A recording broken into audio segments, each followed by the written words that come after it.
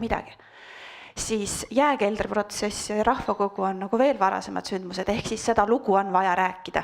Ja see on ka üks põhjus, miks me oleme täna siia kogunenud, et seda lugu rääkida.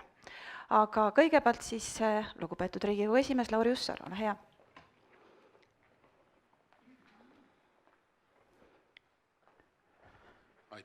Aitäh Külli ja head koostöökogu inimesed, hea Rait, head kohalviibijad. Ma alustaks võib-olla ühe päris isikliku looga 2012. aasta novembrist, kui ma toonase raadioajakirjanikuna tegin pikemat intervjuud president Toomas Hendrik Ilvesega ja kuna Toomas Hendrik Ilves oli Ida-Virumaa visiidil, siis me salvestasime selle intervjuu Saka mõisas. Ja nii nagu Külli väga täpselt ütles, siis toona oli õhk pingetest paks. Et oli ilmunud Harta 12 kiri, oli juba toimunud väga palju teravaid arutelusid ja peaasjalikult kõik need teemad puudutasid siis seda, kuidas meie demokraatia toimib, kuidas meie erakonnad toimivad, kuidas toimivad otsustusprotsessid ja kuidas kodanikuühiskond võiks olla kaasatud rohkem otsustusprotsessidesse. Ja selles intervjuus Toomas Hendrik Ilves võttis väga hästi kokku selle olukorra, kus me oleme ja ta ütles, et kõige olulisem selles protsessis on see, et kodanikuühiskond oleks rohkem kaasatud otsustusprotsessidesse.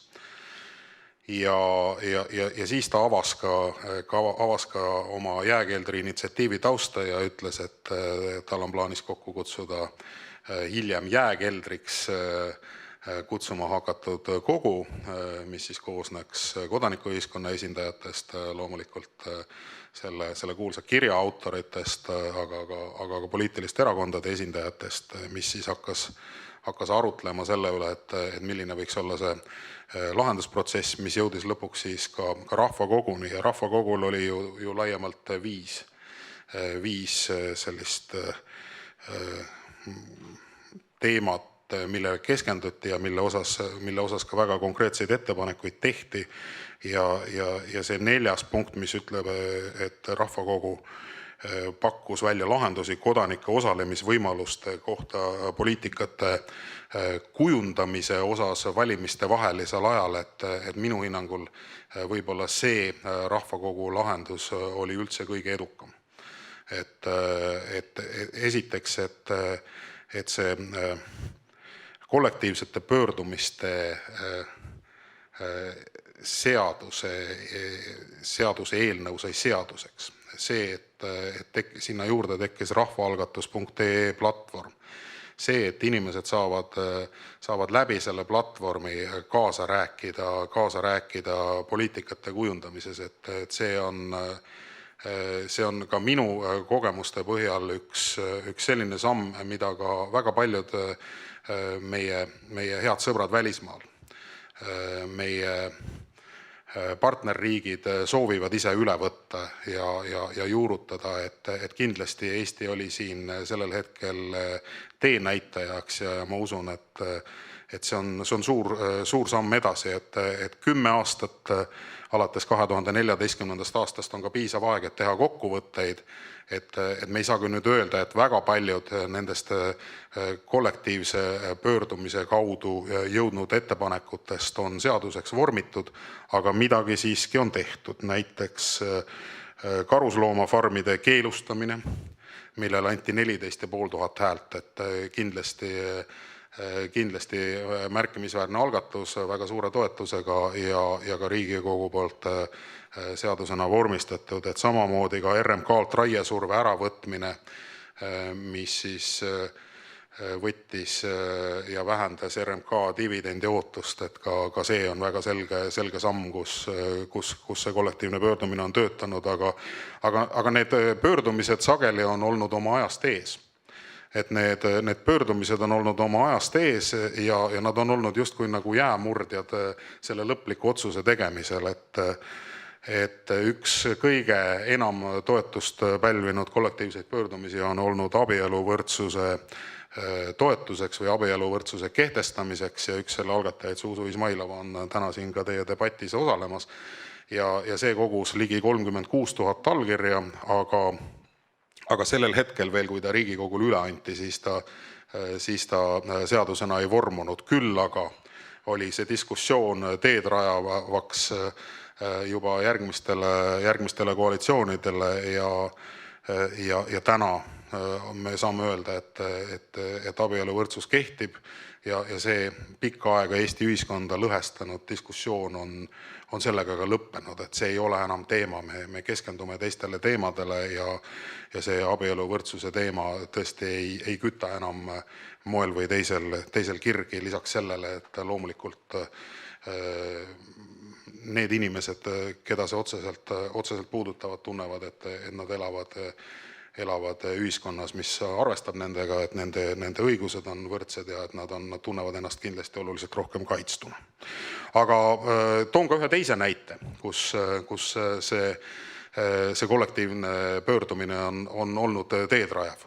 Et Riigikogu puhul iga aasta sügisel üks teema, mida ajakirjandus võttis menetleda, oli seotud Riigikogu katuserahadega.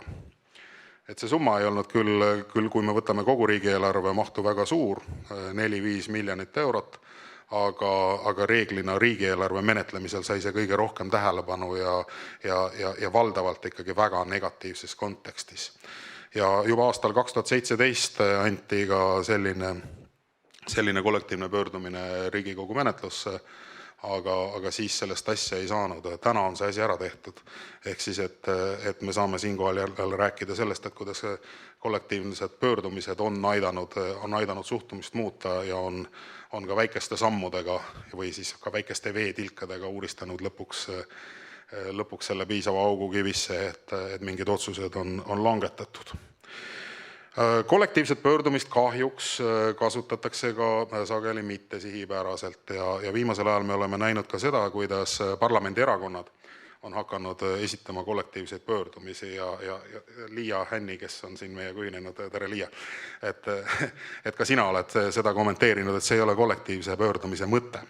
Et kollektiivse pöördumise mõte on ikkagi kodanikuühiskonnale ja väljaspool parlamenti olevatele poliitilistele jõududele või ühendustele võimaluse oma seisukoha või meelsuse väljendamiseks ja esindusdemokraatias on siis parlamendifraktsioonidel selleks hoopis omad võimalused vastavate eelnõude ja ettepanekutega Riigikogu menetlusse tulla, aga kui Riigikogu erakonnad hakkavad kasutama seda kollektiivset pöördumist oma seisukohtade väljendamiseks, et siis see ei ole päris see, milleks see kollektiivne pöördumine on ette nähtud. Küll aga ma saan öelda seda, et kollektiivne pöördumine kindlasti on võimalus parlamendivälistele jõududele oma seisukohti väljendada, kes on seda väga aktiivselt kasutanud.